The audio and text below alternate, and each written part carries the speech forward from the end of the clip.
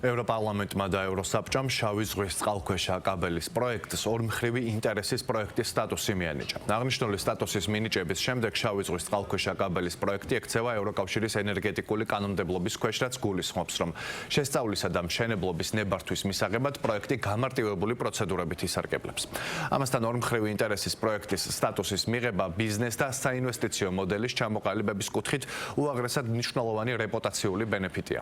ევროპული კანონმდებლობის თანახმად დამტკიცებულ ორმხრივი ინტერესის პროექტებს ევროკავშირის მხრიდან აქტიური სამართლებრივი, ფინანსური და ადმინისტრაციული მხარდაჭერა ექნება.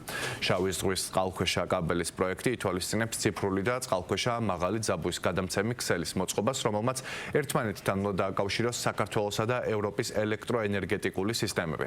პროექტის ფარგლებში აშენდება დაახლოებით 1155 კილომეტრის სიგრძის 1300 მეგავატის სიმძლავრის წყალქვეშა კაბელი.